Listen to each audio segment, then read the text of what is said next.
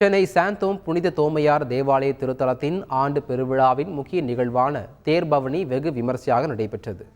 தூய நற்றுணை அன்னை ஆலயத்தில் இருந்து சாந்தோம் நெடுஞ்சாலை வழியாக புனித தோமையார் தேவாலய திருத்தலத்திற்கு தேர்பவனி வந்தடைந்தது.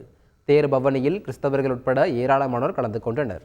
தொடர்ந்து மயிலை உயர்மறை மாவட்ட பேராயர் ஜார்ஜ் அந்தோனிசாமி தலைமையில் சிறப்பு கூட்டு திருப்பலி மற்றும் கொடியிறக்க நிகழ்வுகள் நடைபெற்றது.